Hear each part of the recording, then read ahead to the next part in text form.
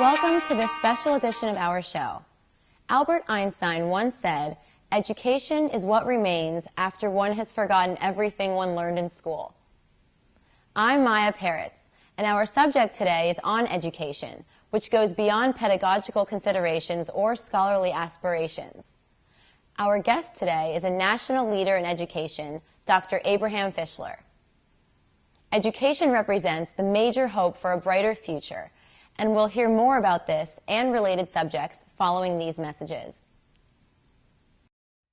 We're back with Dr. Abe Fischler. Abe, I'd like to ask you about your past professional experiences and how they led you to what are regarded as nothing less than monumental achievements. For example, you basically founded your world-famous Nova Southeastern University. Tell us a little bit about the early years of your career as an educator and where it all led you. It's a long time ago now. I came here on my way to Chile because I was a Ford Foundation consultant, and they asked me to stop and look at Nova in its formative stages. This was the 1964-65 period. And I did that a few different times. And having achieved full professor at Berkeley, I had this thought about staying there for a good period of time. It's a good environment. But here was a challenge to start fresh and build a different kind of a university than the three that I was at. And spoke to my wife and my children, and they all agreed it would be interesting as long as I had a home with a pool. So I sent my wife to find a home, and I came in 66, although I had signed a contract in 65. And I came to a store on Las Olas Boulevard. The president's office was 232 East Las Olas, next to Bunning the Florist, and my office was next to the Colonial Theater. I think it was 364, I'm not sure the number. And that was Nova University. And then they took me out and I saw this airfield, just sand and some of the spokes of an airfield. And it was an interesting challenge. So we started at the PhD level in 1967. We took in our first 17 students in 3 different fields, in oceanography and physics and science education, which was my field. And I came as Dean of Graduate Studies and Director of the School of Ed, which I changed to the Behavioral Science Center. And that's how we started. And from a storefront on Las Olas Boulevard in Fort Lauderdale, Florida, now NSU has multiple sprawling, elegant campuses in a number of cities. Certainly a great achievement. The thing that's really helped us was the creating of distance education in 1970 after we became accredited by Southern Association. That was a breakthrough for us. We were the first university in the country to offer doctorates in education to practicing principals and community college people and even public administration through a distance format. And that created a model. We also took the flack from our colleagues all over the country, but we stayed the course because I realized that professional doctoral degrees were not the PhDs, but were the doctors. The dentist, you go to a DDS. For a doctor, you go to an MD.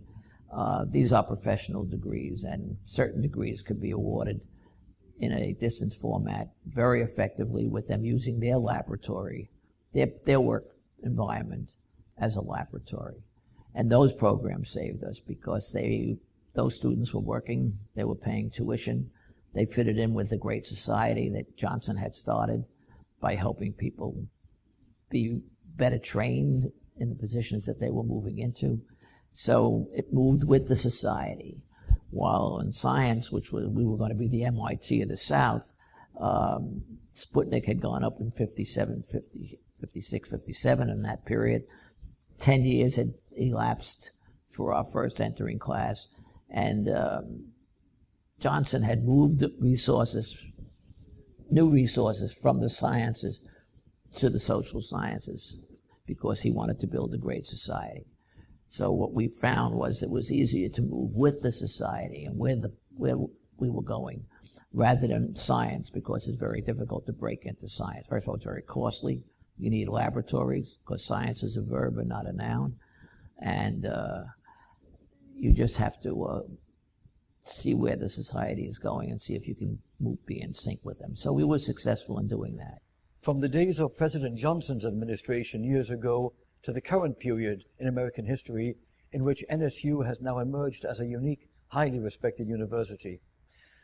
Again, thinking back to President Johnson's period in history and the Russian Sputnik satellite you mentioned, it brings me to think about the aerospace industry in this country, the United States, and the fact that not enough young people here seem to be particularly interested in or care to learn about technical professions and trades, and America is actually importing engineers and technicians from third world countries. What are your thoughts regarding that fact? It's not fair to compare the number of engineers produced in science in China compared to the number of engineers produced in this country, because they have 4 times more population than we do.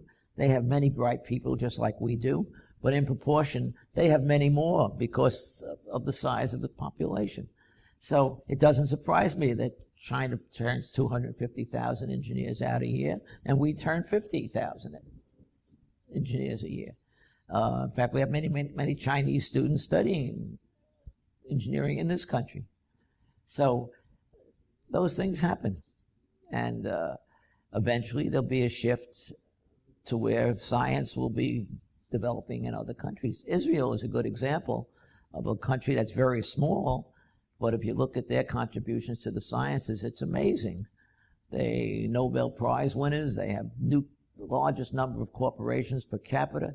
I mean, so if you look at the population, there's a concentration of intellectual power in Israel. Why? Because education has always been stressed in that particular country and in the people that have settled there. So it's not just fair to just look at numbers. How do you see the challenges in general facing the future of education in the United States at this time? The real challenge is, how do we change the structure and organization to accommodate the client, which I alluded to before. People who go to school need time to be successful. And I don't know the rate of learning of all the children, and neither does anyone else. So we can't assume that we know that. All we can do is say, here's a continuum of educational opportunity. Here are the things we're going to expect from you to acquire over time, and give them the time to acquire it. And don't punish them if they don't learn as quickly as we would like them to learn. You know, when I played golf, it took me a heck of a lot longer to break 100 than it did a lot of other people. A final question I'd like to ask you today is, if you were in a position to direct the entire educational system in the United States of America, considering all current circumstances, including the economy and all of the other challenges and issues we're facing, and looking at areas of success and some of the shortcomings in an overall national perspective, what would you do to implement educational system improvements in the United States of America? When I was on the school board, Rich, we spent $440 million to equip every classroom so that they can go out onto the internet. Today, you got to prepare students to live in the 21st century, and you got to teach them how to use the tools of the 21st century. And now you see iPods and you see all of these kinds of machines, youngsters walking around and doing texting messages, etc. That's a tool. That's what I call a tool.